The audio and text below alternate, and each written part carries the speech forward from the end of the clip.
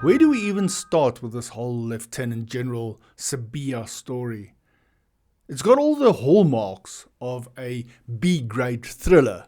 Raiders of the Sibiya Park, dawn raids and seized gadgets. Suspended Deputy National Police Commissioner Lieutenant General Shadrack Sibiya's saga feels ripped from a script where the seemingly good guys are knee-deep in their own mess. And the only plot twist left is whether the helicopters were just for the dramatic effect.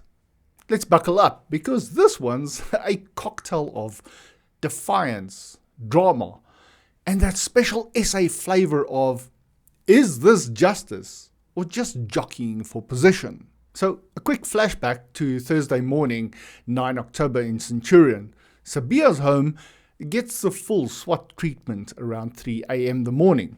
Heavily armed squads from the Hawks, KZN cops, and the National Intervention Unit roll up like it's a cartel bust, complete with choppers buzzing overhead and rifles at the ready. No dramatic perp walk this time. SAPS swears it was just a search, and National Commissioner Fani Masemola was playing it cool during his Ad Hoc Committee grilling, insisting he got the memo mid-break. And oh, by the way, no arrests. And I'm still wondering why KZN cops had to be part of this operation. They make off with the classics, a laptop, 3 or 4 cell phones, including family ones, because why not add a dash of domestic disruption? All under a warrant, barking about racketeering, corruption, money laundering, and defeating the ends of justice. Sibiya, he wasn't even home.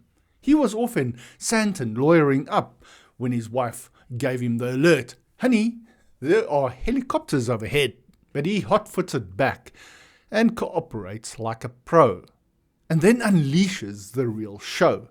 An impromptu driveway TED talk laced with biblical beef. At one stage he says, I feel like Joseph, whose brothers threw him in the pit, all while his eyes dart back and forth as if he's spotting snipers in the shrubs. He says that he feels betrayed by his SAPS brothers. He was under constant surveillance and there were cars with dodgy number plates up and down his street.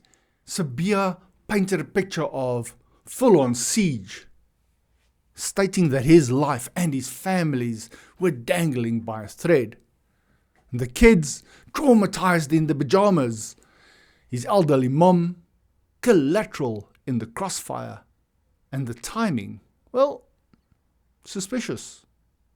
Smack in the middle of prepping for Monday's Ad Hoc Committee showdown and the Madlanga Commission's deep dive into police rot. We thought that your elderly mum was here inside the house together with your children. They were traumatized with the heavily armed members of the task team in the NIU, General.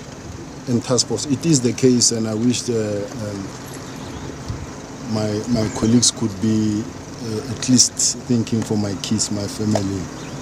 They haven't done anything wrong for them to be traumatized like this. This is abuse of power, a deliberate tactic to confuse and intimidate, he says.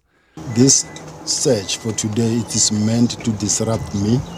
I'm not listening what the National Commissioner is saying there throughout the day. I'm not there to take notes. I'm not concentrating. I've been served with a notice to appear before a disciplinary hearing. I'm also preparing documentation for Madlanga. One has to wonder how much of Lieutenant General Nhlanhla Mkhwanazi's testimony he has seen. Because, priorities, survival mode. But fair play though, he tips his hat to the raiders for being decent. No rough stuff, just business. No, the guys were decent. The guys were decent, they are cooperative, they are still respecting me. And everything happens under normal circumstances. So especially when you cooperate with them, so they are not really all out to fight you. It almost makes the whole thing feel, kind of procedural. But rewind the tape, because this didn't drop from a clear blue sky.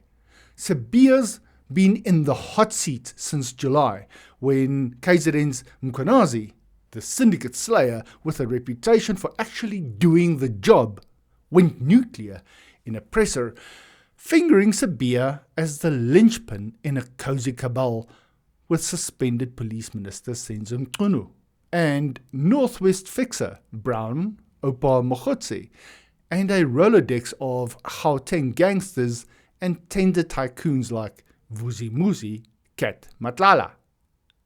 Obstructing ops, yanking 120 plus dockets from the political killings task team right after it raided Matlala's pad, shielding political types from assassination probes. It's the full corruption Sunday, topped with claims of disbanding units to protect the powerful. Sibiya, he smacked back hard, calling Mkhwanazi a warlord, peddling baseless lies over the arrest of crime intelligence boss Dumisani Khumalo, even threatening a defamation suit and demanding an apology. Masemola played Solomon at first, leave of absence, to keep things tidy. But by September, it hardened into full suspension after Sibiya's High Court Hail Mary to get back to work flopped spectacularly. Now with the Madlanga probe and Parliament's ad hoc circus in full swing, this raid hits like a gut punch. Coincidence? Or just the system's way of saying, stay in your lane, buddy? The chorus chimes in predictably, Rise Mzansi's hollering for official raid reasons to starve the conspiracy beast, while Sibiya's legal eagles gear up for an intimidation countersuit. On social media, it's a feeding frenzy. Folks reckon arrogant cop finally cornered, and SAPS eating its own. Apartheid tactics alive and well, with one user who reckons the choppers were just intimidation theatre. Are they trying to scare him ahead of his testimony? Look, Sibiya's no wide-eyed rookie. He's got 37 years chasing shadows in organised crime. He's seen dirtier than this.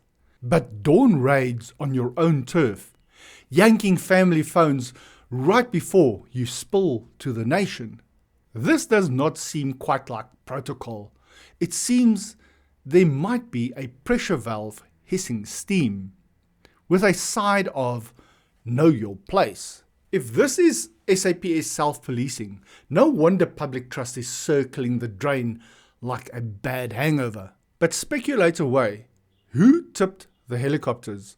And is Masemola's just a search line holding water? Or is it the setup for Sibiya's Monday mic drop? The real casualties are the families catching shrapnel and the taxpayers footing the chopper bill. But tune in on Monday. It might just be the plot twist that flips the script or buries it deeper. But pass the biltong. This show is just getting started. If you have any thoughts on this, do drop them in the comment section. And if you found any value in this video, please do like, share and subscribe. And I will catch you in the next one.